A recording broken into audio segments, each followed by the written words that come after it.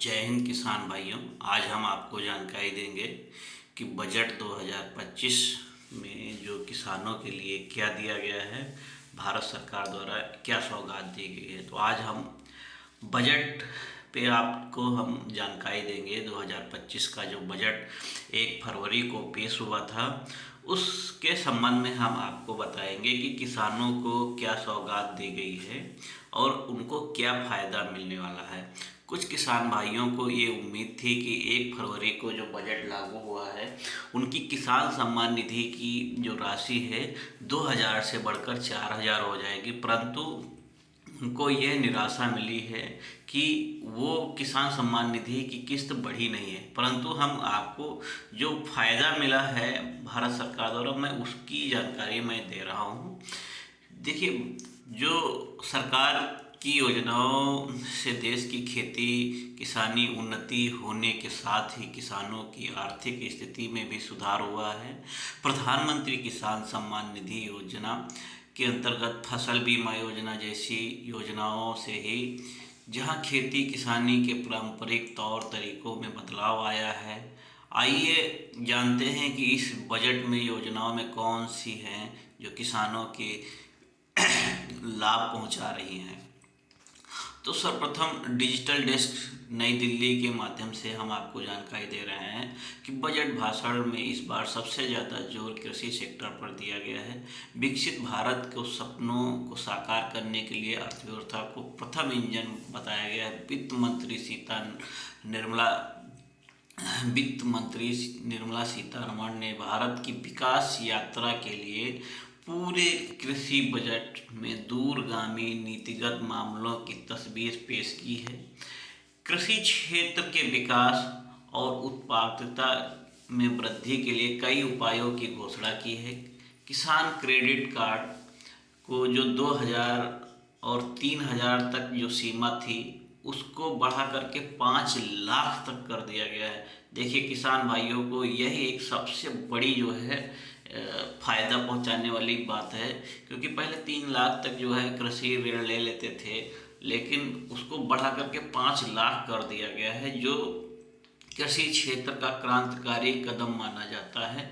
लगभग 7.7 करोड़ किसानों एवं मछुआरों एवं पशुपालन एवं लघु अवधि के कृषि जो ऋण हैं वो उनको सुविधा के रूप में मिलेंगी। ठीक है, और किसानों के लिए नई योजनाएं क्या हैं उनके संबंध में हम आपको जानकारी देंगे।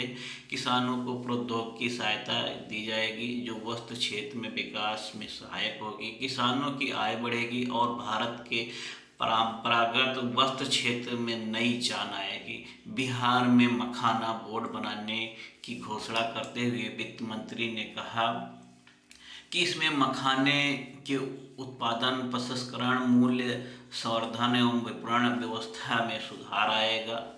लाख टन की वार्षिक उत्पादन क्षमता वाला उर्वरक प्लांट लगाने की घोषणा की गई है। देश में उर्वरक जो खाद है उसको संकट को देखते हुए असम के नाम रूप में ये कदम उठाया गया है। प्रधानमंत्री धन धान्य कृषि योजना कृषि जिला विकास कार्यक्रम 100 जिलों को सम्मिलित करते हुए इस कार्यक्रम के तहत 1.7 करोड़ किसानों को मदद की संभावना है। केसीसी के माध्यम से अधिक ऋण 7.7 करोड़ किसानों, मछुआरों एवं डेयरी किसानों को अल्पकालीन ऋणों की सुविधा 5 लाख तक जो है वृद्धि की गई है। किसान की आर्थिक स्थिति में सुधार, सरकार की योजना में देश की किसानी खेती उन्नत होने के साथ साथ किसानों को आर्थिक स्थिति में भी सुधार हुआ है। प्रधानमंत्री किसान सम्मान निधि, प्रधानमंत्री फसल बीमा योजना जैसी योजनाओं से जहां खेती किसानी और पारंपरिक तौर पर जो बदलाव आया है, वहीं फसल का उत्पादन बढ़ाने के लिए उचित मूल्य मिलना, आर्थिक सुरक्षा निश्चित होने में किसान को हरा भरा जो है बताया गया है। अब बात करें किसान सम्मान निधि की, तो भारत के प्रधानमंत्री श्री नरेंद्र मोदी ने किसान सम्मान निधि योजना या पीएम किसान योजना की शुरुआत 1 दिसंबर 2018 को की थी। इसमें लाभार्थी किसानों को सालाना 6,000 रुपये की आर्थिक मदद मिलती है।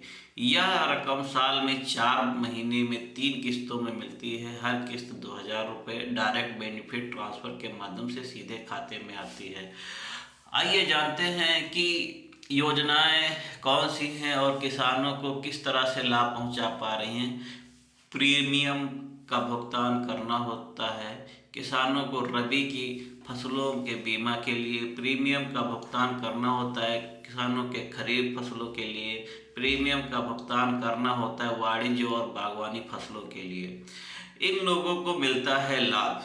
जो भी योजनाएं चलाई जा रही हैं, ठीक है, उन योजना के संबंध में हम बताएंगे कि पीएम किसान सम्मान निधि योजना जो है 2 हेक्टेयर से कम जमीन वालों को यह लाभ दिया जा रहा है और साथ साथ भारत के नागरिक होना भी अनिवार्य है और अपना आधार को बैंक खाते से लिंक कराना अनिवार्य है। अगर आधार पहले से ही बैंक से लिंक नहीं है तो आप नज़दीकी शाखा में जा कर के लिंक करा सकते हैं।